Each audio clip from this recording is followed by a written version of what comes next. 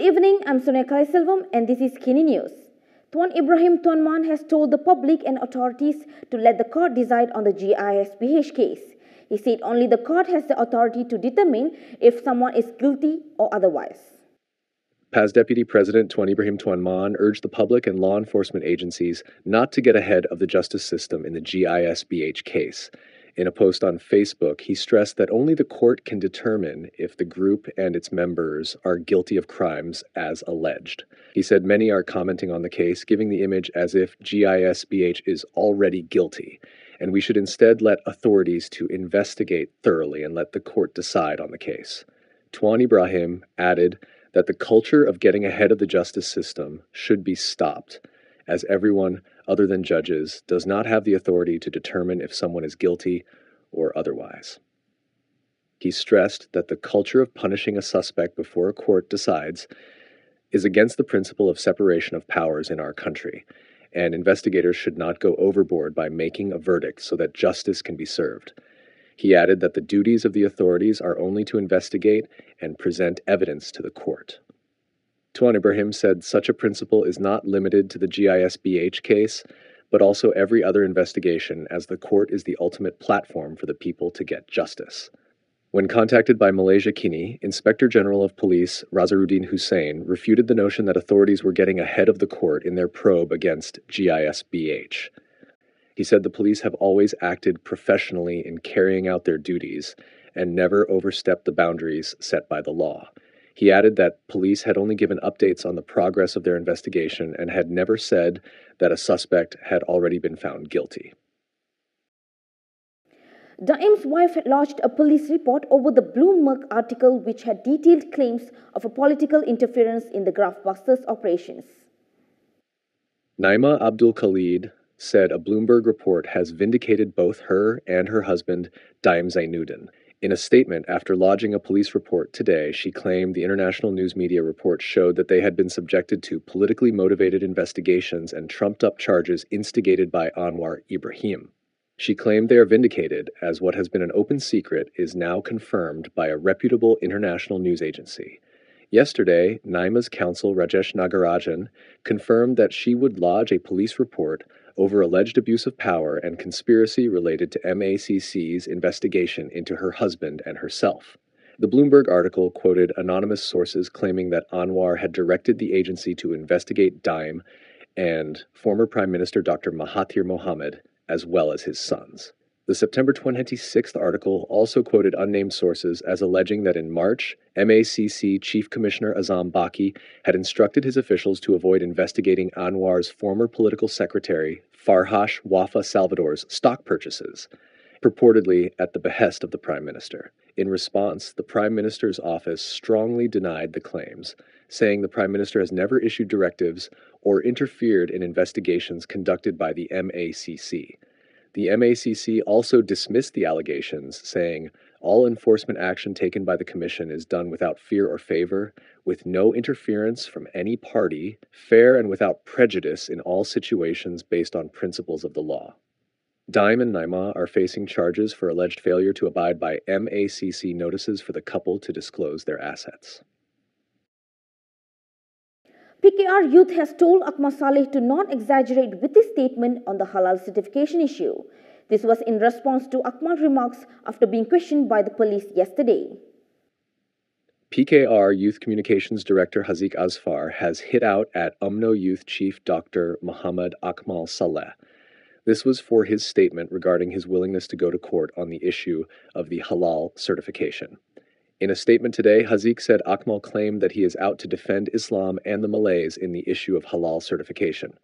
However, he said Akmal's statement is an exaggeration compared to the issue, which is a consumer issue.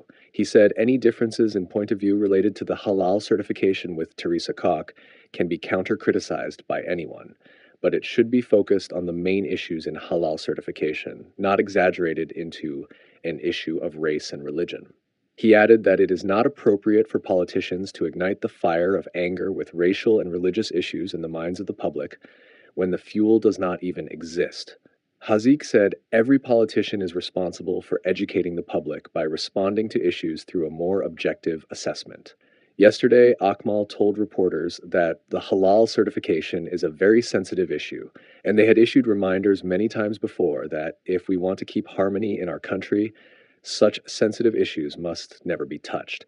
He said this after being questioned by the police over his remarks on the matter. Yesterday, Akmal had said that he was ready to fight the matter in court.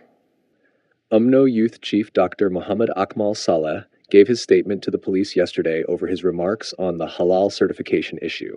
This was after a police report was lodged against him by Sarawak DAP over remarks alleged to be provocative and inciting. According to Akmal, he told investigating officers that his remarks were only a response to Teresa Koch's statement over the matter.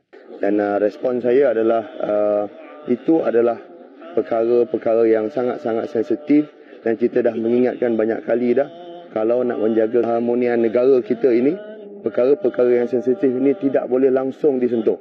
Dan kenyataan saya adalah kenyataan balas kepada kenyataan yang telah dikeluarkan oleh YB Teresa Koch. Kita tidak menyerang mana-mana, tetapi kita membalas semula kenyataan yang telah dikeluarkan oleh YB Teresa Koch. Kenyataan YB Teresa Koch itu bukan saja saya, tetapi telah menyakitkan hati ke semua rakyat ataupun orang Melayu Islam di negara ini. Akmal added that he had provided his statement to the police and was ready to cooperate. He also stressed that he was ready to fight the matter in court. Isham Jalil has responded to Puad Sarkashi over his comments on the Makotah by-election. This was what he said. Former UMNO Supreme Council member Isham Jalil has hit back at Muhammad Puad Sarkashi. This was for pinning Perikatan National's defeat in the Makotah by-election on him. In a post on Facebook, Isham said Puad had blamed him when he didn't even go to Makotah throughout the by-election period. He said Puad was behaving like a low-level cyber trooper and not befitting his position as the Johor State Assembly Speaker. Isham also taunted him on UMNO's cooperation with DAP. He also claimed that they are traitors of the Malay struggle and the struggle of the original UMNO. He said Puad should repent before it is too late.